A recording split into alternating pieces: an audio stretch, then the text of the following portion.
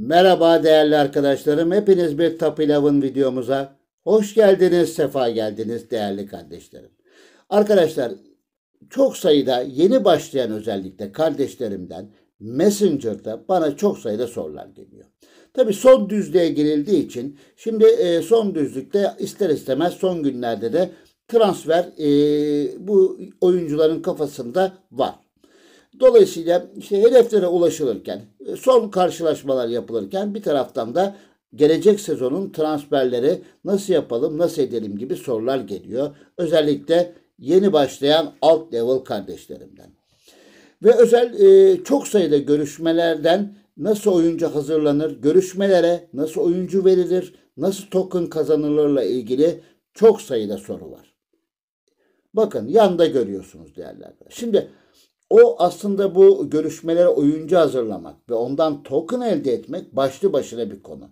Evet bu videomuz çok evvel yayınlandı ama mantık aynı mantık arkadaşlar. Mantıkta hiçbir değişim yok. O yüzden söylüyorum bu videomuzu izlemenizi ve görüşmelere oyuncu çıkartırken bu şeylere çok dikkat etmenizi, orada belirttiğim konulara çok dikkat etmenizi tavsiye ediyorum.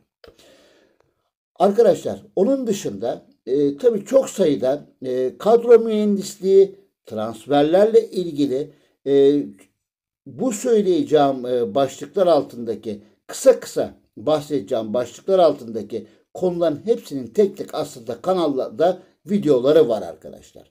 Şimdi görüşmelere oyuncu nasıl hazırlanır? Bunu bir tarafa koydum. Çünkü bu başlı başına bir konu olduğu için burada bahsetmem mümkün değil. Zaten videomuz oldukça uzar. O yanda görüyorsunuz. İşte bu gördüğünüz videodan bütün cevapları ben bulabileceğinizi düşünüyorum. Bunu bir ayrı bir tarafa koydum. Şimdi arkadaşlar biz nasıl transfer yapıyoruz? Açık arttırmadan oyuncu alarak transfer yapıyoruz. Eğer token durumumuz müsaitse gözlemciden oyuncu alıyoruz. Veya son hafta görüşmelerden takviye yapıyoruz kadromuz için. Bunun dışında Gençlik Akademisi'nden oyuncu çıkartıyoruz. Kadromuza takviye yapıyoruz. Veya tabii ki etkinliklerden elde ettiğimiz futbolcu varsa onu da kadromuza katıyoruz. Şimdi kadro ekranımıza gelelim arkadaşlar. Süratli bir biçimde. Arkadaşlar öncelikle birinci konumuz Varan 1. Hemen Varan 1'e geçiyoruz.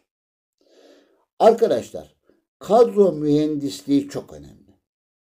Bakın yeni başlayan alt level olan bana sorular yönelten kardeşlerim için buradan bu cevabı veriyorum.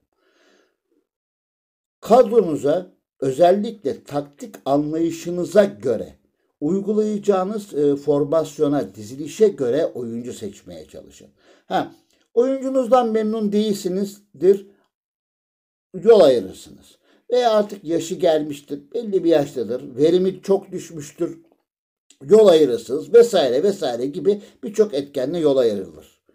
Onun dışında yapacağınız transferlerde özellikle taktiğinize, formasyonunuza göre oyuncu alın. Yani kadronuzu bol oyuncuyla şişirmeyin arkadaşlar. Oyuncular taktiğinize ve formasyonunuza hizmet edecek şekilde olsun. Oyun tarzıyla, özel yeteneğiyle, becerileriyle arkadaşlar. 2. Hemen geçiyoruz. 2. Özel doğru yetenekler vermeye çalışın arkadaşlar. Altyapıdan yetiştiriyorsanız veya açık arttırmadan yeteneği olmayan bir oyuncu aldıysanız ona bir özel yetenek vermek istiyorsanız gerek antrenmanla gerek görevleri tamamlayarak bir özel yetenek vermek istiyorsanız doğru özel yeteneğini verin. Hangi ayağını kullanıyor arkadaşlar? Mevkisine göre. Bakın çok önemli. Milliyetini, hakikaten milliyet de önemli. Milliyetine. Dolayısıyla hangi mevkide oynuyor, nasıl bir oyun şekliyle oynayacaksınız, hangi özel yeteneği veriyorsunuz? Forvet için, santrfor için, kanatlar için, orta saha için, stoper, kaleci. Neyse, hangi mevkide veriyorsanız.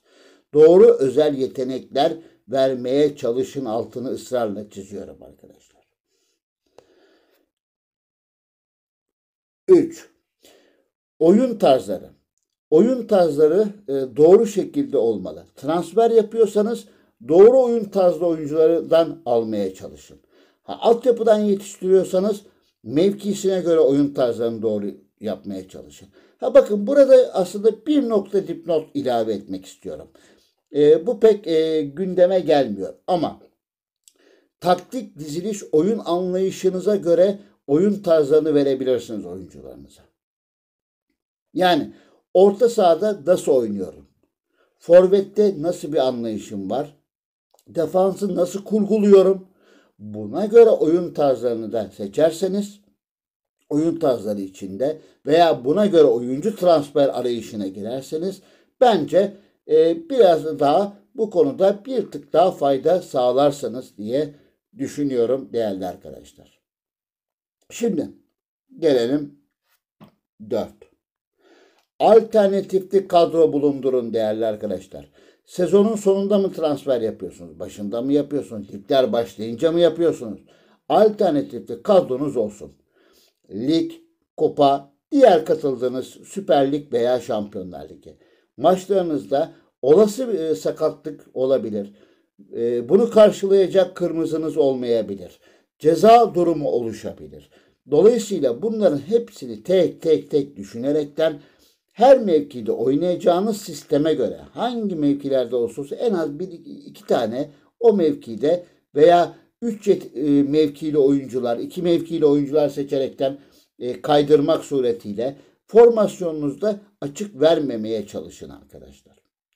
Bu da önemli bir transfer şeyidir. Yani kadro mühendisliği. Kadronuzu güzel dizayn edip güzel bir mühendislik yapmaya çalışın. Tabii ki bunun dışında son olarak antrenman sistemleri. Ama bölgesel, ama topluca, ama bir futbolcu özel. Neyse yani bunu vesaire vesaire. Doğru şekilde antre ederseniz antrenman sistemlerini iyi uygulamaya çalışın. Özellikle transfer ettiğiniz oyuncularda yaşı genç ve doğru özel yetenekli, doğru oyun tarzı oyuncuları iyi antre edin. Şimdi en önemli konu. Konu 6. Arkadaşlar yaş aralığı. Hangi bölgelerde hangi yaş aralığı tercih etmeli? Kaleci için nasıl bir yaş aralığında? Daha tecrübeli mi? Daha genç mi? Bununla ilgili aslında bakın yanda bir video daha gösteriyorum size. Bu videonun içinde aradığınız bütün cevaplar var. Aslında bu çok önemli bir konu. Bekler için, kanatlar için nasıl bir yaş aralığında transfer yapılmalı veya nasıl oyuncu seçilmeli? Stoperler için, orta saha için, forvet için nasıl oyuncu seçilmeli? Bununla ilgili bakın yandaki videoda hepsi var. Hangi mevkilere genç oyuncular seçilmeli? Hangi mevkilere biraz daha belki daha tecrübe olması açısından, daha fayda sağlaması açısından yaş aralığı mevkilere göre bu videoda var arkadaşlar. Arkadaşlar tabii siz de görüşlerinizi bu konuda bana belirtirseniz her zaman olduğu gibi ben de gerçekten çok memnun olurum bu konularla ilgili olmak üzere. Unuttuğum, aktarmak istediğim bir şey var mı diye bakıyorum. Yani transferle ilgili kaba taslak tabii şu anda anlattım. Yani bunların aslında hepsinin detaylıca videoları kanalımızda mevcut arkadaşlar. Hepsini o kanalda bulabilirsiniz. Arkadaşlar şimdilik bu kadar diyorum. Bir başka Top 11 videosunda görüşmek üzere. Sizler de yorumlara yazın. Beraberce paylaşalım. Sağlık ve esenlikle.